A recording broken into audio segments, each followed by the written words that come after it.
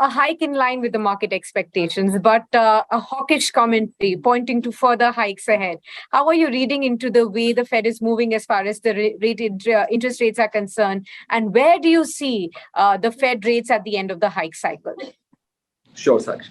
So a couple of things out here. Market was divided between 75 or 100 basis point hike by Fed, but Fed delivered 75 basis point hike. And it's the third hike in a row from Fed. So they've been on a very rapid hiking path thus so far in this year. And the guidance from Fed also remains reasonably hawkish.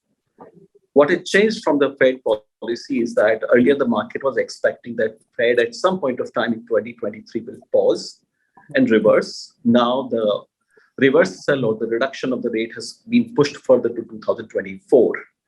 And it does appear that Fed will be on a protected hike path.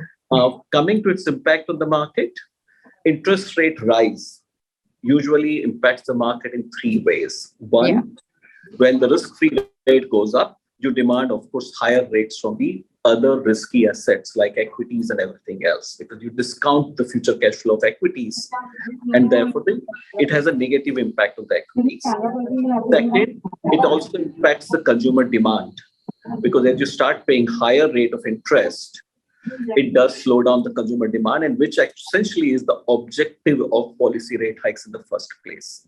And third, of course, it impacts the corporate profitability in the home market.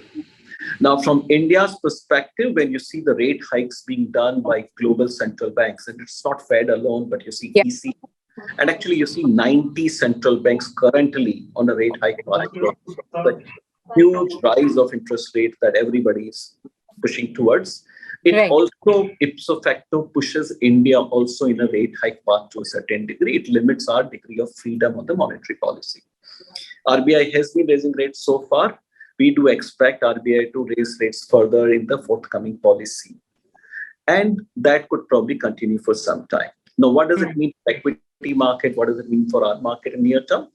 Rate hikes are reasonably, generally perceived to be slightly negative. And there was a slight negative reaction that you saw in the equity market. You also see negative reaction in the rupee, because you have generally seen US dollar to be the strongest currency this year against almost all major currencies. And when the rate goes up in US, dollar strengthens even further.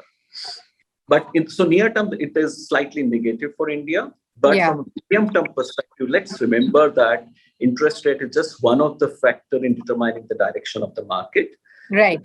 2003 to 2007, for your reference, the interest rates went up in India from, let's say, about 200 to 300 basis points, yet market climbed almost 7 times. Right. Understood that. But I wanted to ask you here that is a US recession given the way Fed is hiking rates? And if yes, then what could be the impact for countries like India? I don't think it's given. See, the Fed's pace of hike or the path that they are showing of hike indicates that US economy has not yet slowed down. People have been talking about recession for last couple of quarters, but that does not seem to be happening as of now. So I don't think you can bake in that as an absolute certainty. US Fed is right now trying to engineer a bit of a slowdown because there seems to be an overheating of the economy in US. You have seen, record unemployment rate, and you also see record inflation. Both point to a bit of overheating of the economy, and they're trying to slow it down a bit. Whether they can do a calibrated slowdown or whether it heads into recession is yet to be seen. Right. But in terms of markets, since you said that perhaps in the short term it could be a negative, but in the long run, Indian markets could continue to perform well. But, we've seen the Nifty being an outperforming index so far this year. Will Nifty remain the world's smartest index despite these kind of rate hikes and dire projections by the US Fed? So Indian markets have held on quite well so far. There's a lot going for India right now. So there are 3 factors that I'll outline. One, the resilience of Indian economy. We never did the helicopter money like the West did, and therefore there is no monetary stimulus withdrawal, and therefore India's economy continues to be on a steady path. Second, we've also not had runaway inflation like what you have in the West. Yes, our inflation is above the normal tolerable zone, but let's say in India, our tolerance zone is 4 ± 2, and we are at about 7%. In when US, let's say your inflation expectations are 2%, and right now the inflation is running at 8%. So the inflation situation globally, whether it is Europe or US, is a lot worse. India is in a relatively better spot. So India's macros are in a decent shape. We have also been getting steady inflow of equity in Indian equities from domestic investors, both retail as well as pension funds like EPFO on a regular basis. That has also given some strength to the market. And thirdly, of course, we are seeing pricing power coming back to the corporates and return of corporate profitability coming in. So strong macroeconomy, the equity flows into India, as well as return of corporate profitability. All of that have been supportive of Indian equity market. Now, going forward, would India continue to be outperformer? Short term, very difficult to call. It is naive to say that everybody else gets impacted in the world and we would not get impacted. I think some of the volatility cannot be pulled out. But India being largely a domestic economy and have not had the kind of inflation issues or monetary withdrawal that the West is going to experience, we should be a relative outperformer in the medium term. Right. Also, sir, you pointed out on the dollar index as well, how the US dollar index surged, breaking above the key level of 110 after the Fed meeting outcome. Now, that also resulted in the record low levels for the rupee today. Is that a worrying sign for us? Also, looking at how the other Asian currencies are sinking constantly. So, in general, I think dollar has been extremely strong this year. Yeah. And it has gained much more against all other currencies. Rupee has held relatively steady.